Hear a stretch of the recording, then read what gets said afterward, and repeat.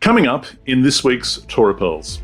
So there's 7 references to Moses writing something, and this week's portion has one of those. What is it? Vows. What are they? How do they work? Do they work? And is there any divinely imparted instruction for effective vow making? Hey, wait a minute. Are you telling me that Bilam was a bad guy? Chapter 33 recaps the itinerary and significant details of the children of Israel, but what does it have to say about HOREB? Does the war against Midian is it just me, or does it remind you of the Taliban? Does God approve of the slaughter of 50,000 women and children in cold blood and the abduction of 32,000 virgins? All right, Jono, let's jump in. Let's finish the book of Numbers, Ross.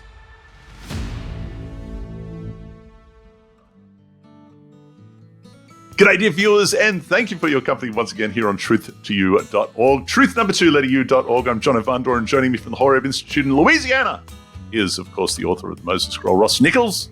G'day, mate. How you doing there, Jono? How are you, my friend? Doing pretty well, of course. Not just the author of the Moses Scroll, but you're not really the author of the Torah chapters. Let's say compiler, arranger. Arranger? Yeah.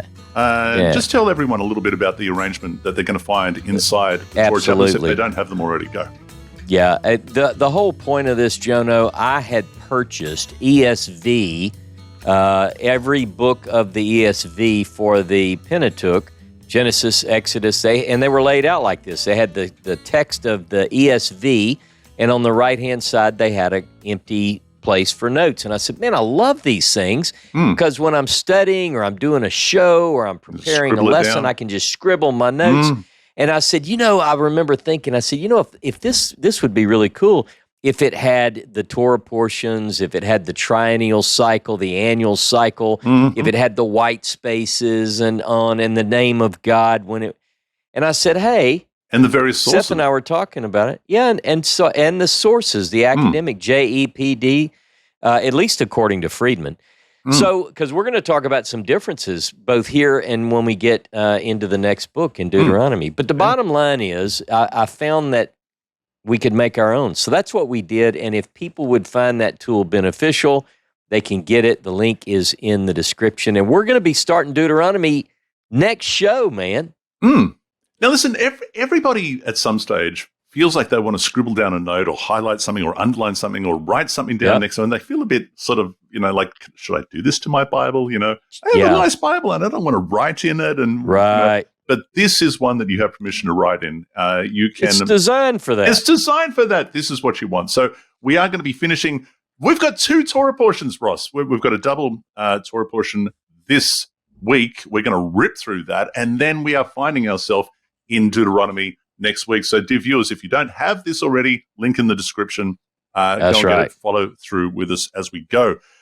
Man, so listen. By the way, Jono, I cannot wait to get into Deuteronomy.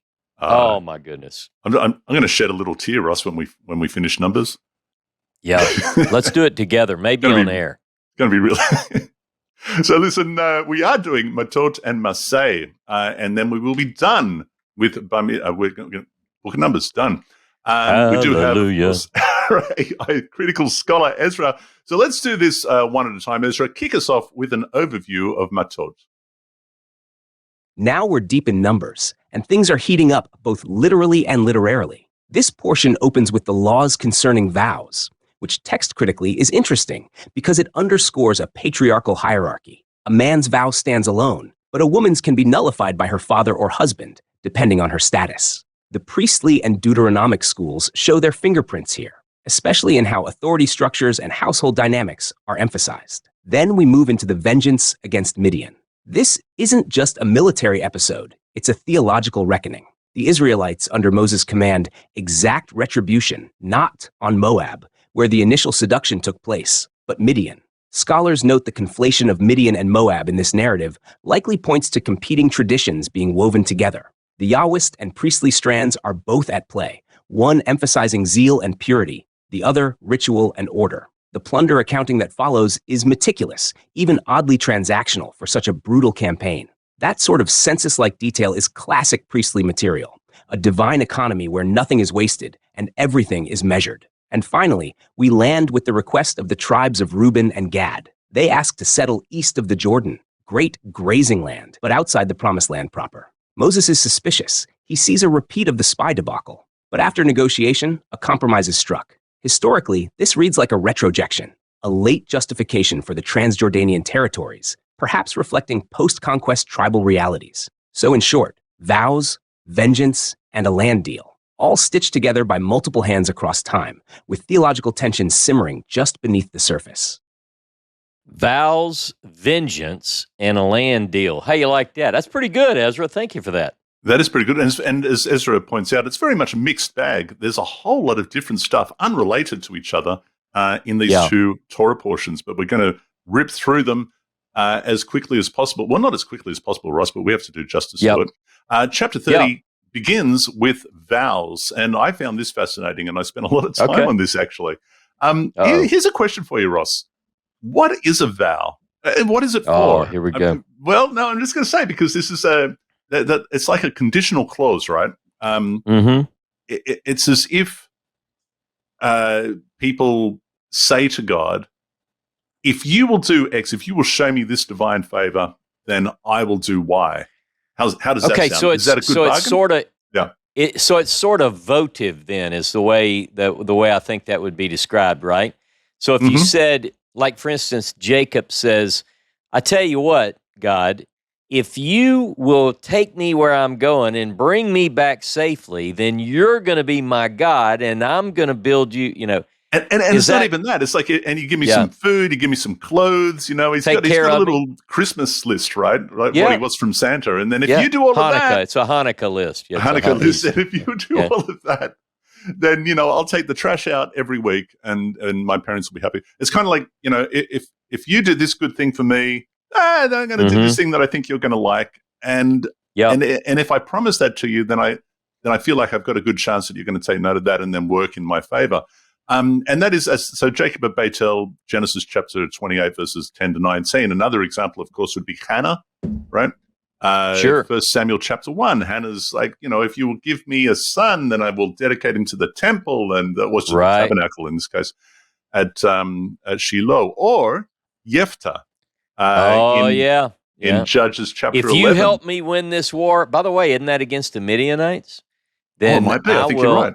Yeah, and then I will come back and I'll do this thing for you, and whatever comes out of my door, comes out, whoever comes out, the first person to come out of my door to greet me, hey, Jephthah's back. What? You said what? What? Yeah. So we were talking about that, but that's it. If you do this thing now, the next question becomes: is there a divinely imparted prescription or instruction on this practice, Ross, that you can think of? On the making of vows? On the making of vows, that if you vow something to go, like if you will do X, then I will do Y. Do we find that in the Torah, that this is the way that God operates, that he will evaluate these sort of proposals? I don't know. What are you thinking? I don't think there's anything. The only thing that came to my mind, and look, the viewers may, if you can think of anything, please put it in the comments below. We'd love to have a look at that. But the only thing that came to mind was 1 Kings chapter 8, verses 44 to 53. This is Solomon dedicating the temple. He says when they are in exile and they repent of their sins and they look back towards this temple, and they pray and they repent. But he also says, and with supplication, then please hear that prayer. But there's really nothing there about vows. We've got the Nazarites. There's the Nazarites that say, we're going to conduct ourselves by this sort of thing, and we hope to procure some sort of favor from God because we don't cut our hair and we don't drink wine. Right. There's that. And we dealt with that at the time, and we're like, well, yeah, but why? Why? I mean, Ross, I think of Psalm chapter 50, right? God's like, hey, what would you give me? What are you going to bring me? What are you going to bring me? But then Psalm 50 follows up with, just make sure that you fulfill your vows. But then I was talking to Alistair about this yesterday, and Alistair said, there's there's a subtle difference in the definition of vows and oaths. And That's quite right. often That's these right. are interchangeable in certain translations. But to be fair, he says a vow is, if you will do X, then I will do Y, whereas an oath is, I'm going to do this. You know, I promise to do this, and there's no trade-off there. Is that the way you understand it? Yeah, I think one really has to look up. The Hebrew is going to give us different terms, which really I think we could dive into. It sounds like maybe that's what Alistair's picking up on too and sharing. With the difference in, what is it? Neder in Hebrew is typically translated as vow, and then oath is another word probably related to sheen. Was it sheen beit ayin? Is that correct? I didn't look it up. Yeah, but I'll look it up. But, I assume they were different words.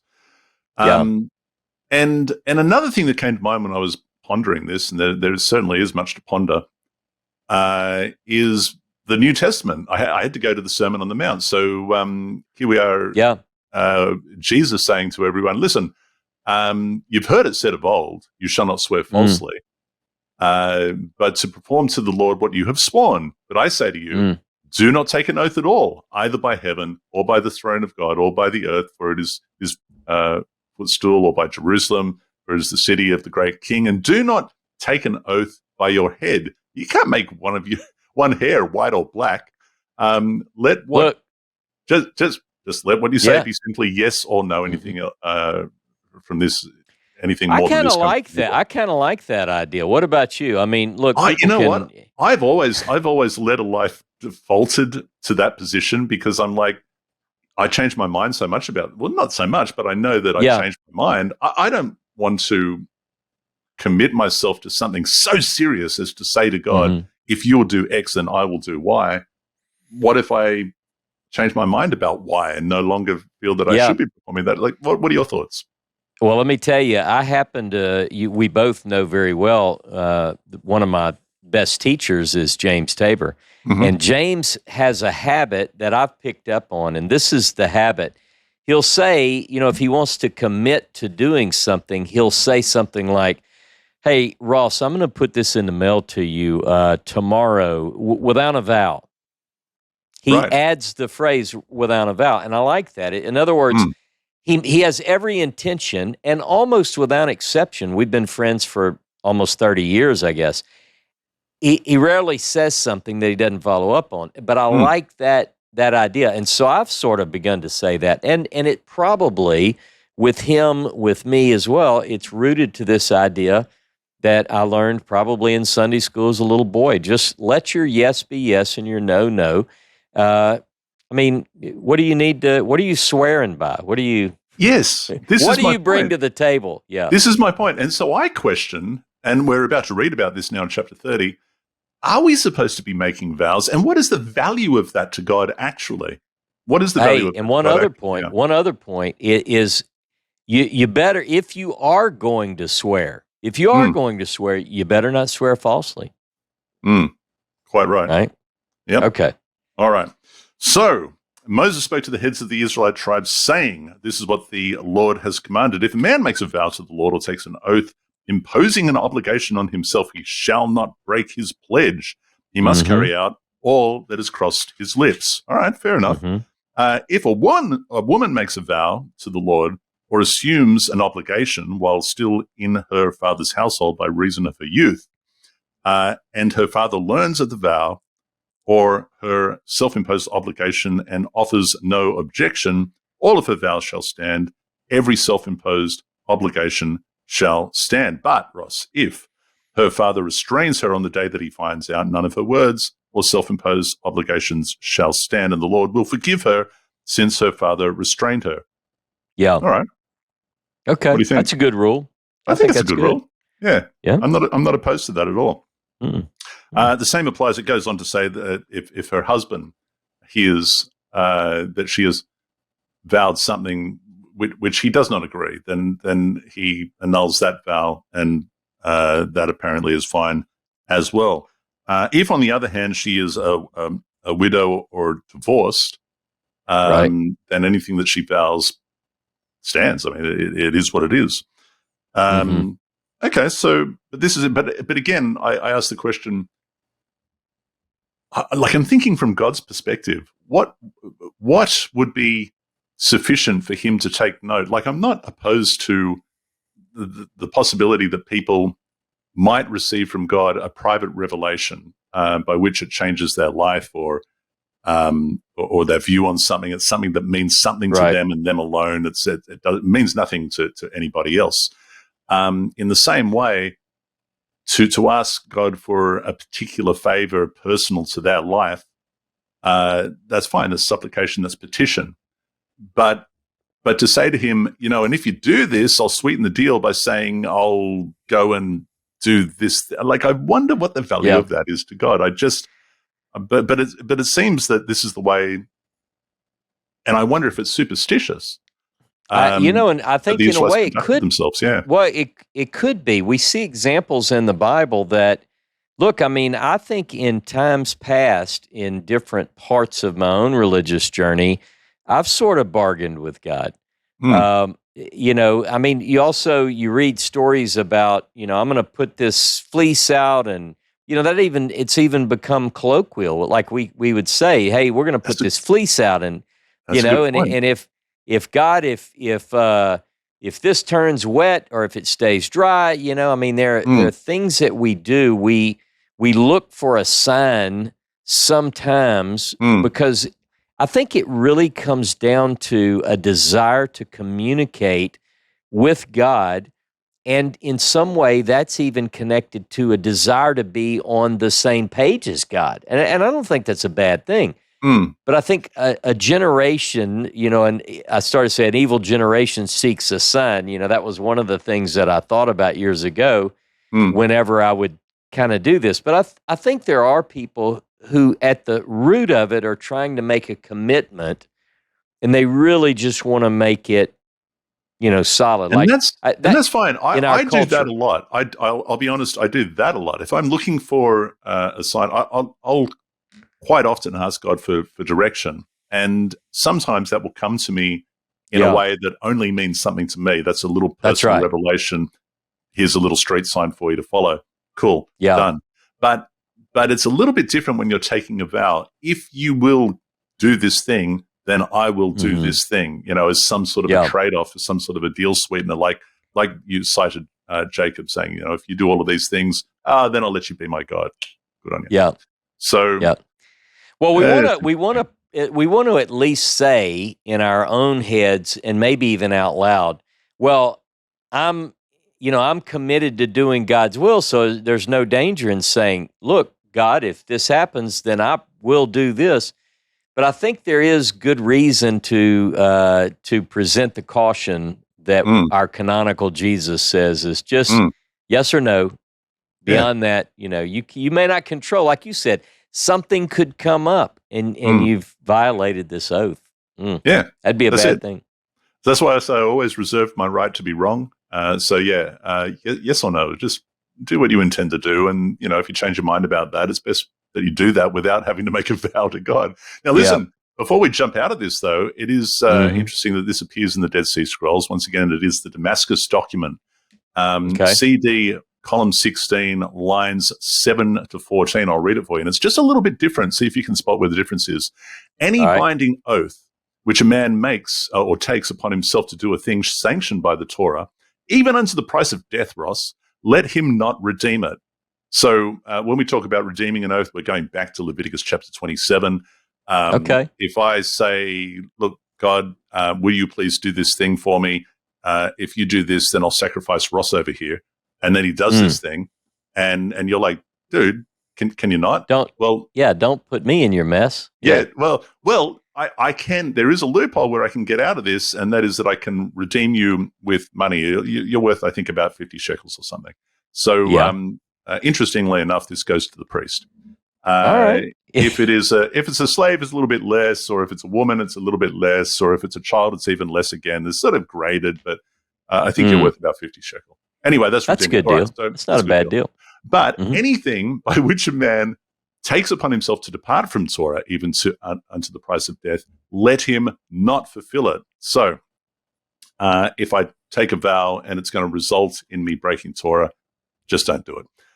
Concerning the oath of a woman, Ross, of which he, Moses, I guess, said that her husband may annul her oath, let no man annul an oath of which he does not know if it should be fulfilled or annulled. So if you're not sure, leave it alone. Don't touch it. If the oath is to transgress the covenant, let him annul it and not allow it to stand. And likewise, the precept for her father. Okay, so it's kind of similar, I suppose. It almost sounds like the main thing is that there could be cases where, according to this community rule, that a woman who qualifies otherwise to be, her vow could be stamped out by the father or the husband. If that person isn't sure, in other words, maybe this woman needs to make this vow. So if you're not sure that it should be, wiped away, then don't get involved, is what it's saying. Right. Yeah, it seems like that. Okay. Now, the interesting thing about this little passage of the Damascus document, line 13, Ross, it shifts gear, and it shifts gear as our Torah portion does as well. So it seems like it knows where we are. And line 13 and 14 continues, and it says, concerning the precept of donations, Ross, concerning the precept of donations, let no man vow to the altar anything violently acquired, nor shall the priest take it from an Israelite.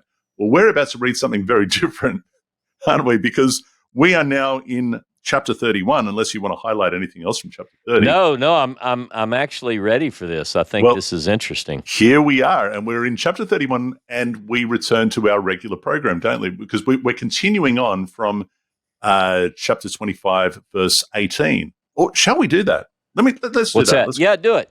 Okay, I'm going to do that. I'm going to go back here, and it says, and we talked about this at the time just a couple of weeks ago. Yep.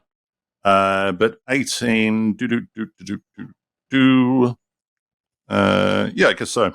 All right, so let's start from 16. The Lord said 25, 19, Yeah, assail the Midianites and defeat them, for they assailed you. By their trickery they practiced against you because of the affair of Peor, and because of the affair of the kinsman Cosbi, daughter of the Midianite chieftain, who was killed at the time of the plague on account of Peor. And then 19a begins, when the plague was over, ...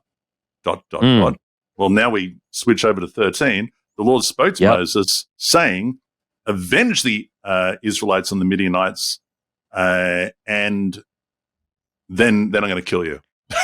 Wait, now let me just say, by the way, I'm not going to get into this at this point, but if people missed my class on Saturday, listen to that, because I talk about when exactly does Moses die, and I think it's really important. So this would put, by the way, for those who did listen to it, this puts before Moses is allowed to die, he must lead an avenging on the Midianites, which, can I read one line from the New Oxford Annotated? This is the way the section begins, New Oxford Annotated Bible. This is Brettler, I guess. War against Midian, page 237. Yes. A fictional account of the destruction of the entire Midianite nation by the Israelites without a single casualty. This priestly story is a sequel to the account of the intermarriage between the Israelite man Zimri and Midianite woman Cosbi, 25:6 through 18. And then it goes on to talk about the priestly interpretation, etc. But I just felt, when you read that in a footnote, you're like, whoa. I mean, no hesitation, this appears to be late. This might be an interpolation. At least according to some scholars, this account, why would they say that it's fictional? Now, it is interesting, and we'll get to this, I'm sure, but it is interesting that in this account, when they do wage war or avenge the Midianites, not a single casualty. And we're going to see some pretty extraordinary casualties on the other side.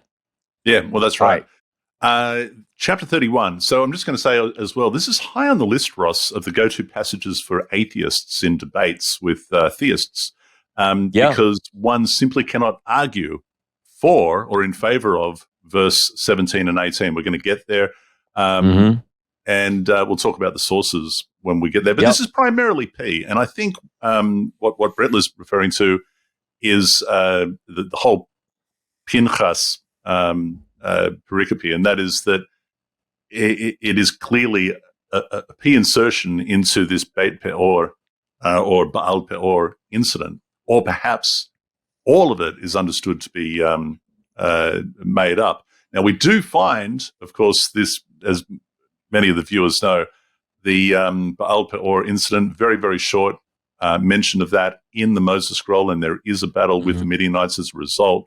We'll talk more about that, I guess, when we get to Deuteronomy, because it might not be as simple as it seems, and but it is greatly expanded upon right here. And in the, I'll say this much: in the Moses scroll, yes, there is a battling with the Midianites as a result of the whole Baal Peor idolatry, the whoring with the women, and so on and so forth. A plague breaks out, and Moses sends men to battle the Midianites, and the plague is restrained, and they take they take captive many captives, it says. And that's it. That's all it says. Well, that creates a problem. There's a big problem. And you can understand people asking questions about this, going, what do you mean they took captives? They took captives? Well, here's the solution to that whole, that little passage. And it goes like this. So, wait, what verse are you in?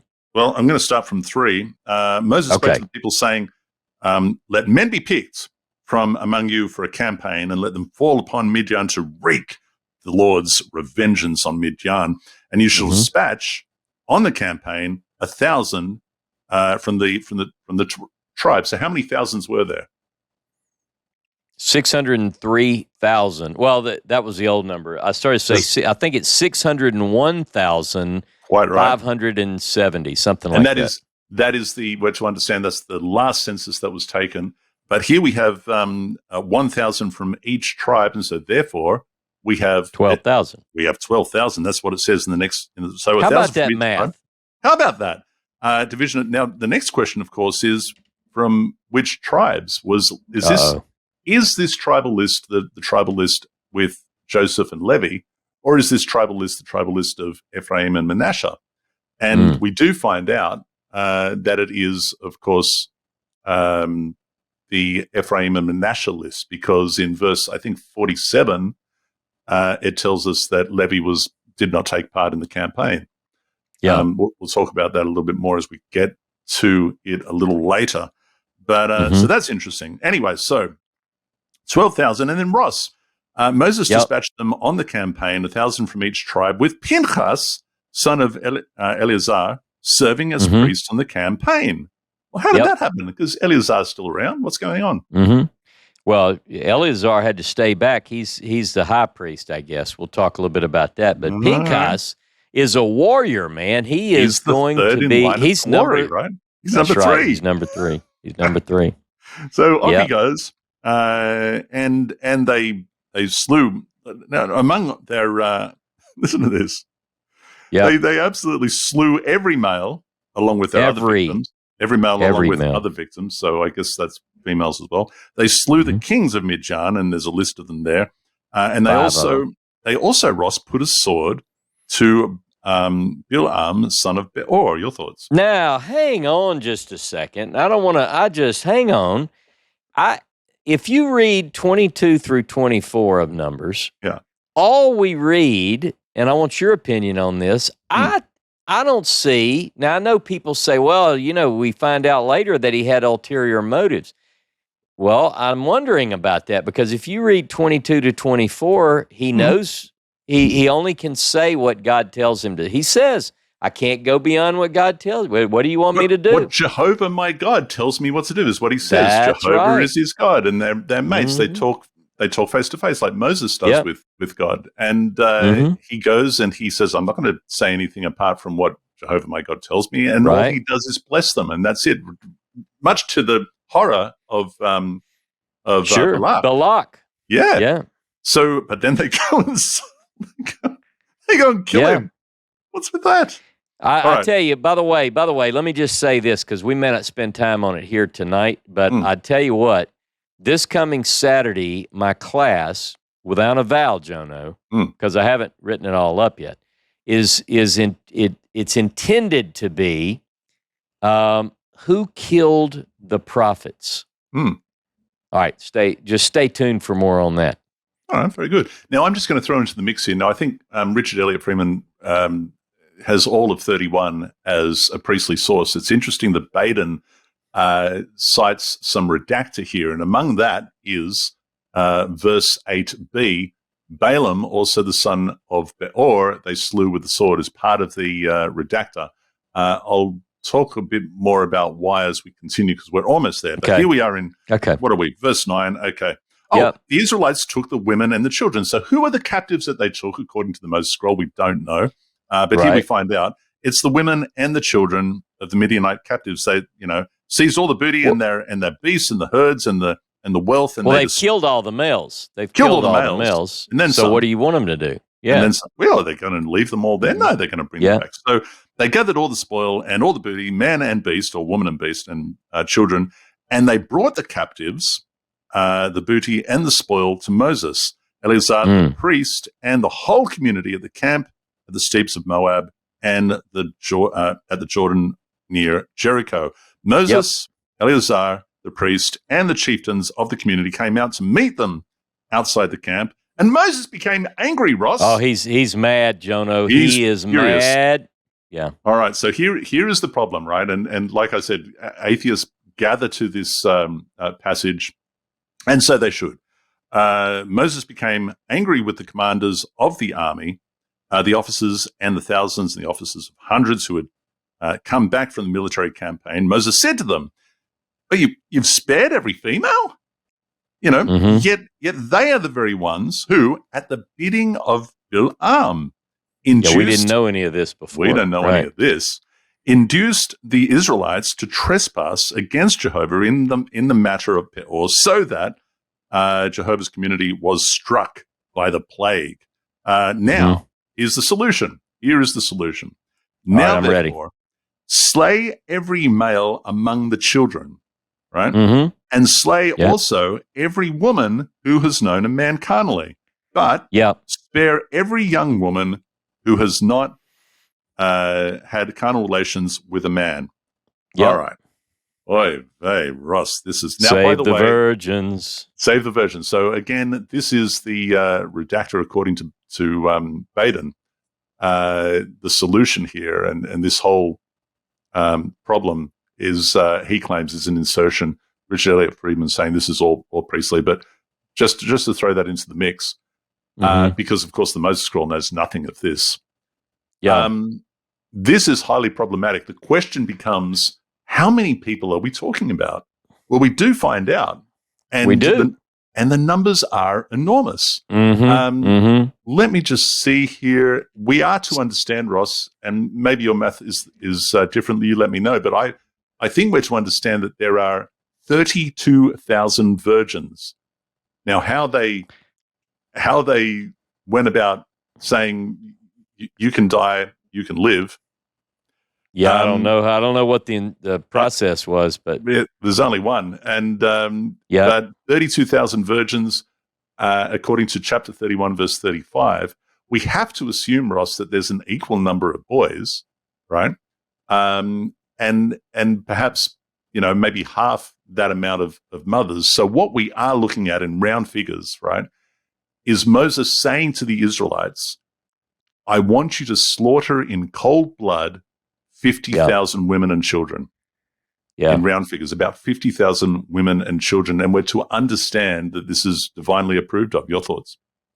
Yeah, and look, a lot of people, maybe even some of our listeners are going to say, well, absolutely, God told them to do it. You don't believe that these people deserved it? I mean, the women enticed the men. Well, even if we go with that, even if we say, well, let's say that all the women who did this saved the 32,000 or however many it was that were virgins, you still have to deal with the problem of utterly slay the children. And, what's the answer to that? I think people would say, well, I mean, it sounds like they would just be raised in the same kind of stuff, and maybe they would act the same way and be a little bit loose too. So we got to take them out.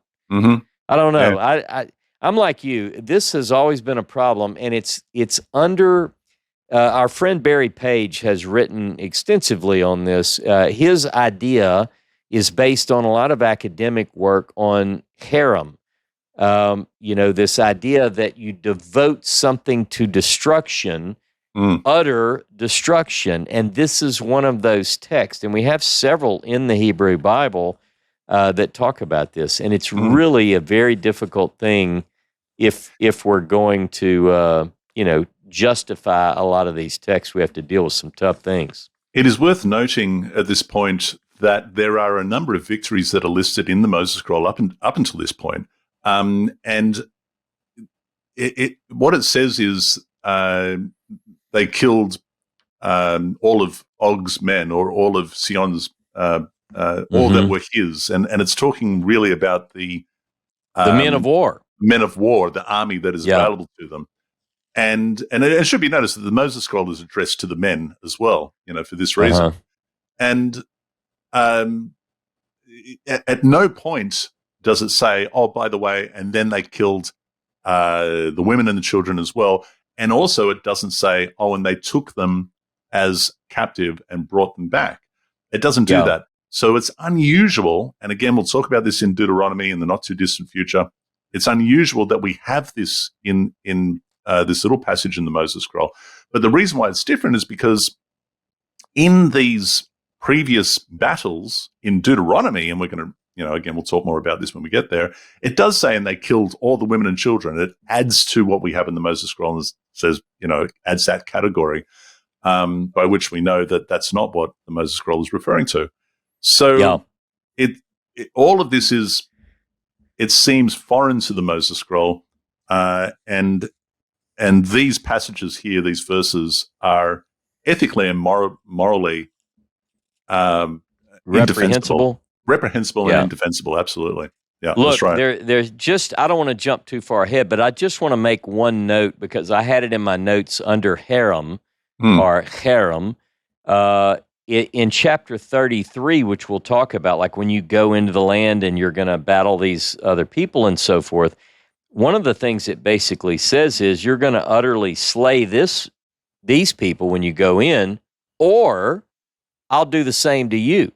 In other words, it presents a character of God which is difficult, and so a lot of people say, well, it doesn't matter what you think, Ross. It's not. I'm not saying what I think. Even I'm saying this is the tough pill for people to swallow, and it's why you said that a lot of atheists use this. So what are you saying? You're saying that the children of Israel were told by its God to go in and utterly slay all the men, all the women except virgins, and all the children. Really? And all the boys, but you can keep the virgins for yourself, right? Okay, so we're going to be talking. And we have other laws later where you do have to let them get their nails done. That's right. Deuteronomy chapter 21, I think. Well, we'll get to that. Eleazar the priest. This is verse 21. Now, this goes back to the Damascus document that I was reading before, and the clause at the end. Eleazar the priest said to the troops who had taken part in the fighting, "This is the ritual that the Lord has enjoined upon Moses." All right. Gold and silver, copper, iron, tin, and lead, any articles that can withstand fire, these you shall pass through the fire, and they shall be clean, except that they must be cleansed with the water of lustration. So here we are with the gold, the red heifer, right? The ashes of the red heifer and the water and so on and so forth. Anything that cannot withstand fire, you must pass through the water. So what they're doing is they're cleansing it with the magical concoction so that it can then be dedicated and given to the priest. Not so, says the Damascus document. Anything that you gain through violence shall not be dedicated to the Lord and shall not be given to the priest, is what it's saying. Wow. That's right. On the seventh day you shall wash your clothes and be clean, and so on and so forth. All right. So now comes the dividing up of the booty. Yeah, share of the booty. Share of the booty, and you have to know that this includes the virgins. So let me give you the math again, if I have done this correctly. Okay. 1 per 500 virgins. This is 31 verse 28, is given to the priest. This is Eleazar, as a contribution to Jehovah, is what it says, right? So given to him is, I think, 32 virgins. They were given to Eleazar as Jehovah's levy, is what it says. Mm-hmm. The other half of the booty, 1 in 50 virgins, are given to the Levites who did not fight in the war, right?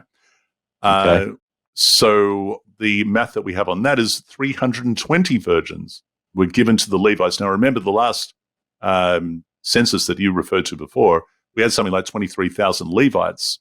So what's that? That's 1 virgin per 71.875 Levites. Well, hopefully, I would hope that this is more of a maybe taken by lot. So one of these virgins is assigned to whoever drew the lot for virgin number 1, virgin number 2. I don't know. We don't know. I mean, it's hard. So here I am trying to justify a text which may or may not be authentic. Well, it's clearly not authentic. I mean, this is. I mean, look, we know that the priestly source is very, very late, but we know that the redactor is even later than that, right? Because it's dealing with trying to tidy up little bits and pieces of the narrative. So all of this stuff is very late. So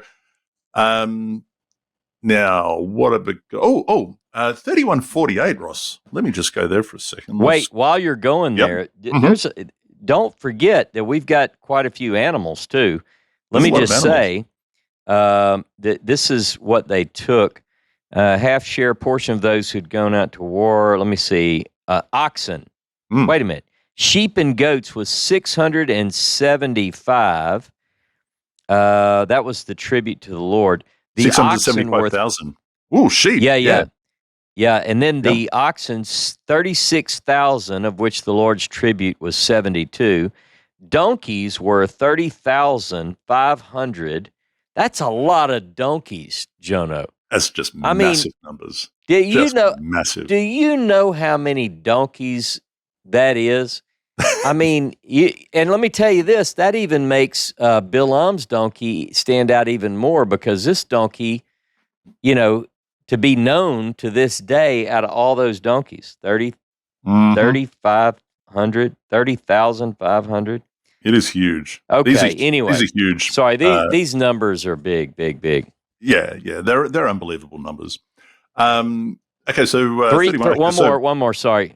The congregation's half was 337,500 sheep and goats, 36,000 oxen, 30,500 donkeys.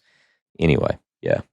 Go ahead. Sorry. Crazy numbers. 48. The commanders of the troop divisions, the officers of thousands and the officers of hundreds, approached Moses, and they said to Moses, "Your servants have made a check of the warriors in our charge. Not one of them is missing.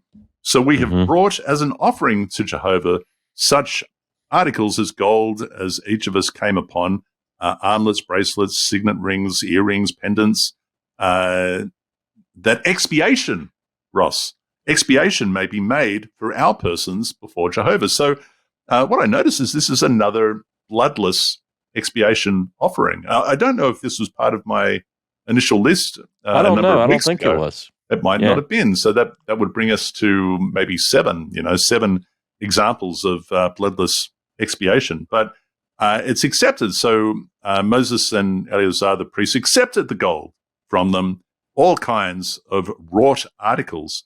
Now, if there are all kinds of wrought articles, that means it hasn't passed through the fire and melted down. In any case, all the gold that was offered came to 16,750 shekels, but in the ranks, everybody kept his booty and so on and so forth. There it is. All right. We are at chapter 32, and this here is cattle country, Ross. It is cattle country. Yep.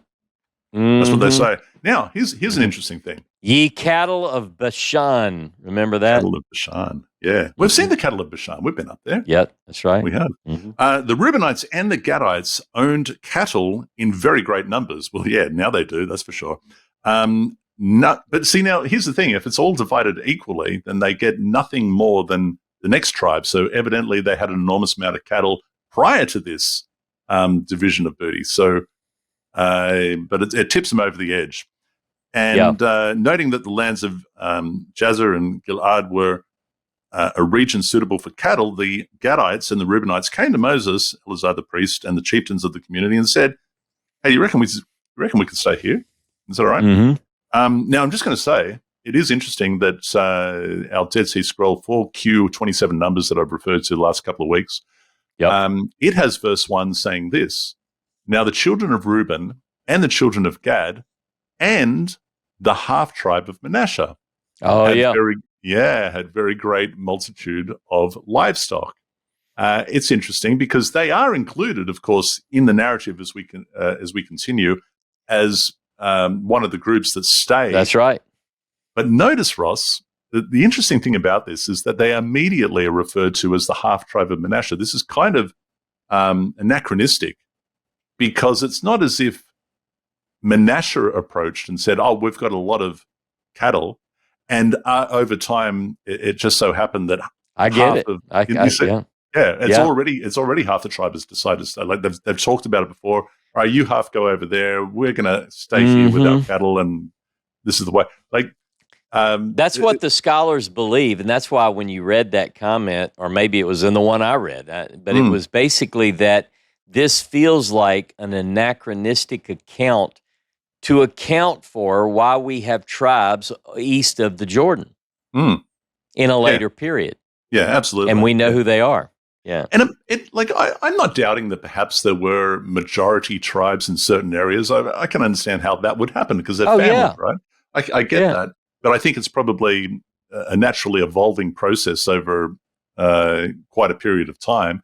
And by that period of time, by the time that period of time is over, that's when they look back and they go, "Oh, we've ended up with these guys here and these guys here and this tribe here and half of that tribe over there." This happened all the way back at Moses. Let's just say this is the way it happened. I think clearly this is the case, and we do see massive anachronisms through the coming chapters. So, 32, 6-13, Moses replied to the Gadites, "Are your brothers to go to war? What war? Why you stay here? Why will you turn the minds of the Israelites from crossing into the land that the Lord has given us? That is what your fathers did when I sent them from Kadesh Barnea to survey the land. After going up to the Wadi Eshkol and surveying the land, they turned the minds of the Israelites from invading the land that Jehovah had given them. Thereupon Jehovah was incensed, and he swore, none of the men from 20 years, and there's a little bit extra information to what we have in the Moses scroll, none of the men from 20 years up who came out of Egypt shall see the land that I promised on oath to Abraham, Isaac, and Jacob, for they did not remain loyal to me, none except Caleb, son of Jephunneh, the Kenizzite, and Joshua, son of Nun, for they remained loyal to the Lord. The Lord was incensed at Israel. For 40 years he made them wander the wilderness until the whole generation that had provoked the Lord's displeasure was gone. And now you breed of sinful men," he's getting pretty cranky here, have replaced your fathers to add still further to the Lord's wrath against Israel. If you turn away from him, he will abandon them once more in the wilderness, and you will bring calamity upon the Israel. So he's saying, you guys, you're setting up to make this happen again. You're setting up to make it happen again. Now, he gives a different account of what we have in the Moses scroll. In the Moses scroll, it is just the men of the rebellion who are to die off in Kadesh Barnea before they go on.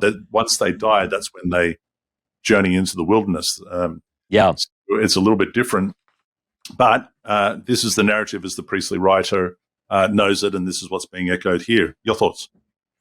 Well, I was going to bring Ezra in and ask Ezra to give a little bit of comments on exactly this passage that refers back to that original spy narrative, and see what some of the scholars may have said about that. Let me ask Ezra, is there anything in the academic world that specifically draws out this recollection of the spy narrative from earlier in Numbers? Absolutely. This is one of those fascinating seams in the text where historical memory and editorial layering are in full view. In Numbers 32, 6-15, Moses reacts strongly to the request by the tribes of Reuben and Gad to settle east of the Jordan, invoking the earlier episode of the spies as a kind of cautionary tale. From a documentary hypothesis perspective, this recall of the spy narrative is striking, especially given the intensity of Moses' speech, which scholars often see as disproportionate to the actual request. It suggests more than just historical recollection. It points to redactional activity. Many scholars argue that this section, particularly Moses' fiery retelling of Israel's disobedience, is a later Deuteronomistic interpolation. The language echoes themes from Deuteronomy: rebellion, divine wrath, and generational punishment. It reads like a theological midrash layered onto an older narrative. The priestly core of the passage is more administrative and territorial, focused on the logistics of land allocation. But this moralizing digression has a very different tone and agenda. In other words, the narrative likely began as a tribal boundary discussion, why some tribes are settling outside Canaan. The interpolation reframes it as a potential act of faithlessness, aligning it with Israel's past failures. It's a classic editorial move, recontextualizing a logistical choice into a moral crisis, possibly reflecting the anxieties of a post-exilic or Josianic redactor trying to unify theological history. So yeah, Numbers 32, 6-15 is less about geography and more about shaping national memory. Interesting. A post-exilic or Josianic redactor. A Josianic redactor. All right. Interesting. Okay. Your thoughts? Hey, I was just going to say, thanks for that, Ezra. I just, when you read it, it does sort of jump off the page as being a stark difference. Yeah, and some might argue for other reasons for it, but that's one view. Speaking of some differences, I'm just going to highlight again just a couple of minor differences that I guess are worth reading out from 4Q27 numbers. So verse 25 reads like this in our Dead Sea Scroll: the children of Reuben, as opposed to Gad, and the children of Gad, as opposed to Reuben, and again, the half tribe of Manasseh. So it groups all three together in this verse. Spoke to Moses saying, your servants will do as my Lord commands. So they're listening to Moses. He's getting all, bothered and angry. And they're like, whoa, dude, no, look, we never said that. No, we'll go over and fight. We'll fight. But we're just saying, can we come back here? Is that all? I mean, we'll set up some houses and everything for our families and everything, but we'll go and fight. Right. In verse 30, 4Q27 numbers reads, but if they will not pass over with you armed, and then it continues beyond the canonical text saying, for battle before Jehovah, but carry over their little ones and their wives and their flocks before you to the land of Canaan, and then it returns to the canonical text, they shall have possession among you in the land of Canaan. By the way, Ross, before I continue, the half tribe of Manasseh, as it says in 32-33 in the canonical text, I think this is the first time that it's mentioned, the half tribe of Manasseh, son of Joseph. It's interesting. I remember, years back when I would often hear Ephraim and Manasseh referred to as half tribe, the half tribe Manasseh, the half tribe of Ephraim. But if I'm not mistaken, half tribe of Ephraim is mentioned nowhere in the text, and the half tribe of Manasseh is never referred to as a half tribe because he is a son of Joseph, but is always referred to as a half tribe because half a tribe is on this side of the Jordan. That's the way I understand it. Right. Yeah. Interesting. Now, chapter 32, verses 34 to 42, basically the last third of the or quarter of the chapter is one big chunk of anachronism, is it not, Ross? Well, it's kind of a clue, by the way, and you think about this. If you look at verse 32, we will cross over armed before the Lord into the land of Canaan, but the possession of our inheritance shall remain with us. This English says on this side of the Jordan, but in the Hebrew, it's across the Jordan. So this is written as someone from the perspective of the land of Canaan and not, because see, they're across Jordan there, right? So that leads us into what you just described as an anachronistic or a later interpolation.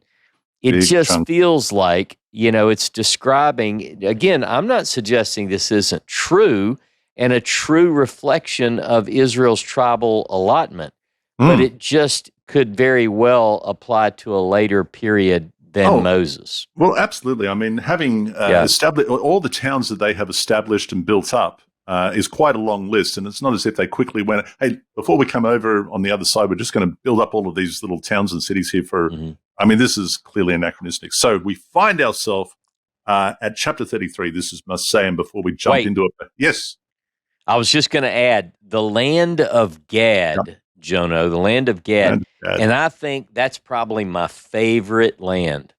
Why is that? Because it's got Dibon, it's got Aurora, it's got our cave, what I call now Cave Zero. The cave where the Moses scroll was discovered is in the land of Gad, if you will. So anyway, just wanted to touch that. Yeah, that's cool. The Cave Zero, I like that. All right, so Masei, come on. Ezra, give us a overview. Masei wraps up the book of Numbers with a kind of retrospective and reorientation, both narratively and theologically. It begins with a travel itinerary, a list of Israel's stages from Egypt to the steppes of Moab. Scholars see this as a composite from priestly materials, functioning less like a travel journal and more like a ritualized memory. It's not geography for its own sake, it's liturgical history. The repetition and structure serve to sanctify the journey itself, not just the destination. Then, the portion pivots to conquest and settlement instructions. The land must be cleansed of its current inhabitants, a concept loaded with ideological significance. Text critically, this reflects the Deuteronomistic concern with purity and covenantal obedience, likely shaped by post-exilic redactors projecting theological ideals onto early tribal realities. It's more about who Israel should be than who they historically were. We also get the boundaries of the land, highly stylized and somewhat idealized. The geographic data doesn't always match historical realities on the ground. This has led scholars to treat it as more utopian than practical, perhaps functioning as a national charter rather than a territorial map. The appointment of tribal leaders for land allotment is consistent with priestly interests in order and hierarchy, and the reappearance of the daughters of Zelophehad ties back to an earlier episode, suggesting editorial coherence, but also a reassertion of lineage and land rights, which were pressing concerns in the Persian period when land ownership meant survival. So Masei isn't just wrapping up a journey, it's reframing Israel's identity through place, memory, and law. It's an editorial bridge between the wilderness and the promised land, shaped more by theological imagination than raw historical record. All right. Well, speaking of that editorial bridge, Ross, what we seem to have, when I first read chapter 33, I thought to myself, well, this is sort of like a priestly recap, is what we're looking at here. At least it reads that way. I know that Baden attributes the whole chapter to the redactor. I think Richard Elliott Friedman has mostly priestly plus other is a source that he attributes O. Is that correct? Mm-hmm. Probably so. I'd have to look. Yeah. So it's interesting, but I'd like to read some of this if I may. Well, before you do, you talking about read the actual list? No, there's just a couple of things I want to highlight here, but yeah, okay, go ahead. You got some thoughts? I wanted to highlight one point. Yeah, you've got some other and redactor in there, according to Friedman, and in the tablet. The one thing that I did want to bring up is that when I started doing research for the talk that I gave, Finding the Hand of Moses, prior to discovering the Moses scroll and getting into all of that, I wrote quite a bit and gave a lecture. And part of that lecture was there are 7 references, all third person, in the Pentateuch to Moses writing something. And one of the things is this, or not itinerary. This, but a travel itinerary. So that's chapter 33, verse 2. So I'm ready now. I just wanted to make sure we didn't miss that. Well, let me give you some of this itinerary, Ross, and you tell me what I'm going to, because it's interesting the way that this is set out. Moses recorded the starting points, this is verse 2, by their various marches as directed by Jehovah. Their marches as starting points were as follows. You ready? Well, they set out from Ramses, Ross. They set out from Ramses in the first month, on the 15th day of the first month. And the reason why they did that was on the morrow of the Passover offering. Offering, Ross, is a big deal. That the Israelis, they did that in view of all the Egyptians, and the Egyptians, meanwhile, were burying those among them because what happened there was a big deal. The firstborn died, whereby Jehovah executed judgment on their gods. So, Ramses, that's a big deal. The Israelites set out from Ramses and they encamped at Sukkot. They set out from Sukkot and they encamped at Etham. It goes on. This is on the edge of the wilderness, by the way. They just wants to mention that. Yep. And Etham, this place, and Baal Zephon, and they went here and they went there, and it goes down. They passed through the sea into the wilderness. That's a big deal. It's worth noting, by the way. And they made 3 days' journey in the wilderness of Etham, and then they set up at Merah. They set out from Merah and came to Elim. You remember Elim? This was a big deal, Ross, because there was 12 springs, right? There's 12 springs and 70 palm trees. That's worth mentioning. You've got to make a note of that. And then they set out from Elim and they camped by the Sea of Reeds. And they set out from the Sea of Reeds and encamped in the wilderness of Zin. And they set out from the wilderness of Zin, Ross, turning the page, and they went here and they went there and they did this. Rephidim, they find themselves at Rephidim. And that's worth mentioning because it was there that the people had no water to drink. You remember that story, Ross? That was a big deal. By the way, let me jump in right there at Rephidim. That's the first mention of HOREB, and it's interesting. But we'll keep going. Keep going. Right. Yeah. Well, I'm just Exodus saying 17. They set out. Yeah, they had no water to drink. That's verse 14. And they set out from Rephidim, and they camped at in the wilderness of Sinai. Anything happened at Sinai that was worth mentioning? I don't know that there was. There's not. No, let's keep going. Just keep going. No, let's just keep going. Wilderness of Sinai, and they camped at Kibrot Hatta'avah. They set out from there, and they encamped at Hazarot. And they set out from there, and they encamped at Ritmah. And then from Ritmah, they encamped at this place, and that place, and there, and that, and this. And eventually, we find ourselves at... it goes on, and it goes on, and it goes on. And finally... We get to Kadesh in verse 37. Verse 37, you remember Kadesh, Ross? They set out from Kadesh and they camped at Mount Hor. Now, let me tell you about Mount Hor.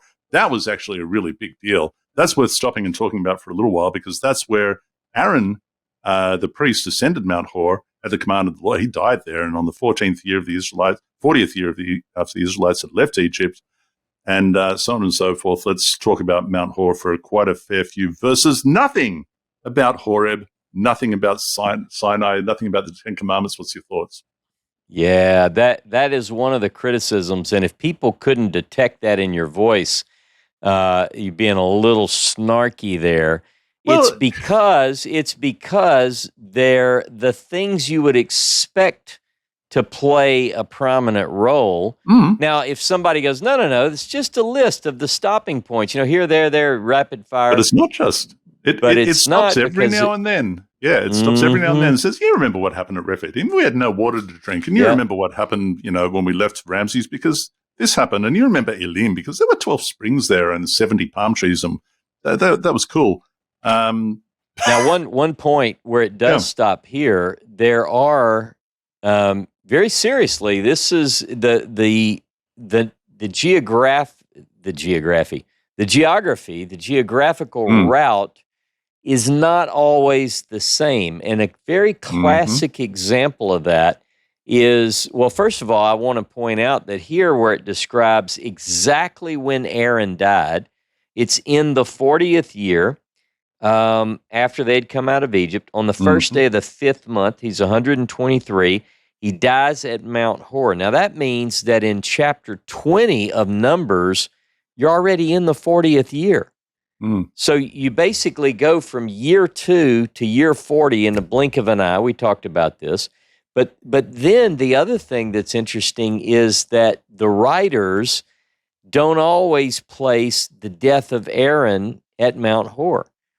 For instance, Deuteronomy chapter 10, verse 6 says that he dies at Moserot, which is actually in verse 31. We just skipped over that. Aaron dying at Mount Hor is verse 37 and 38, but you go right through those locations that are in Deuteronomy 10:6 up above that. So these are problematic. These geographical locations are a little bit tough to properly place chronologically and so forth. Yeah, quite right. And Kadesh again is placed very, very late in the itinerary. It's entirely out of place. Interesting. 34 verse 13. Oh, I've jumped into 34 already. Was there anything else that you wanted to pull out of 33? Let me just see. Nope, that was it. Just to comment on the Aaron thing. Okay. Well, there we go. So all of a sudden, I find myself here in 34:13. Just to mention here, it says Moses instructed the Israelites, saying, "This is the land that you are to receive by lot as your hereditary portion, which the Lord commanded to be given to the 9.5 tribes." Why 9.5? Because 2.5 are on the other side. So that's it, making 12. So there you go. There are, let me just point out the footnote here in the New Oxford, boundaries of the land west of the Jordan. It says, in contrast to some other descriptions of the promised land, examples Genesis 15:8, Deuteronomy 1:7, Deuteronomy 11:24, Joshua 1 verses 3 through 4. In other words, these designations of the land in various texts don't all jive either. So it's just, there's a little bit of trying to figure out which list represents the original kind of thing. So then we have the Levitical cities, the placement of towns for the Levites assigned to the Levites out of this inheritance. You want to highlight anything there?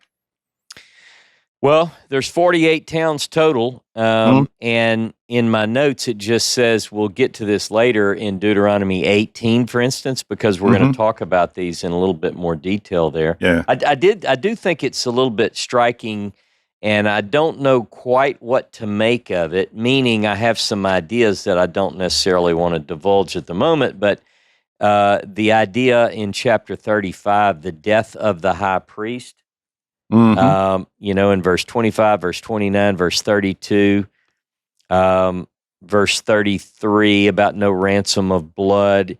We're dealing with the idea of what is called a goel. So just to highlight this, a lot of people that at least come from a Christian background and have a Christian Bible will know Job 19, verse 25. For Jono, I know that my Redeemer liveth, and at last he will rise upon. Well, the word for Redeemer there is goel, the goel. It's a very interesting study. Just want to bring that up. We don't have to go into detail, but the death of the high priest is something that I find interesting. I just don't quite know what to do with it at the moment. But it is interesting. But nevertheless, someone guilty of manslaughter can flee to one of these towns until the death of the high priest. That's right. And then all bets are off. That's right. What happens then? Just mayhem, I suppose. Yeah, that's right. All of these people that are guilty of manslaughter. Are we in 36? That's 35 as manslaughter, dude. And then after that, we're in 36. Now, the only thing I've got that's interesting in 36, or at least I'm sure there's many things that are interesting, but I've just made a note again. There's a big chunk that is added to verse 4 in our Dead Sea Scroll 427, 4Q27. What is it? So verse 4 says, and it does say in our canonical text, when the Jubilee of the children of Israel comes, then their inheritance will be added to the inheritance of the tribe to which they shall belong. So their inheritance will be taken away from the inheritance of the tribe of our fathers. So this is I suppose this is the daughters of Zelophehad, making back to the daughters again. Back to there. And 4Q27 adds to that verse, and they spoke before Moses and before Eleazar the priest and before the princes, the heads of the fathers, to the children of Israel, and they said, Jehovah commanded my Lord and Joshua bin Nun and Caleb bin Jephunneh, son of Jephunneh, to give the land as an inheritance. And that's neither here nor there, Ross, but it's just interesting. There's, I know that we're doing this through the lens of the documentary hypothesis, through critical scholarship, but every now and then it's worth being reminded that there were different collections with sometimes very differing contents Yeah. We're often told that, oh yeah, we found the scrolls at Qumran, and they're identical. They're absolutely, of course. Who was that? Wes Huff got into a lot of trouble trying to pass that over Joe Rogan. You remember that? And everyone just said, well, hey, wait. He got into a whole lot of trouble, but it catapulted him into success. So he's got, people love that. Anyway. I love that stuff. But yeah, it's not, there were different collections, maybe revolving around the same material, but quite often big chunks are missing either from this text or added to the other. So it's, we're all of that to say that we're not as familiar with the Dead Sea Scrolls as we ought to be. Your thoughts? Yeah, and speaking of different sections and different scrolls, and listen to the last verse in this Torah portion. These are the commandments and the ordinances that the Lord commanded through Moses to the Israelites in the plains of Moab by the Jordan at Jericho. That just sounds like a perfect ending for the story, doesn't it? Because I think it probably at one point was an ending. And then now maybe. we've got maybe. Now, by the way, with your Torah tablet, who is the contributor? Because again, I've got Baden is saying that chapter 35 is Priestley all the way through. Chapter 36 is entirely redactor.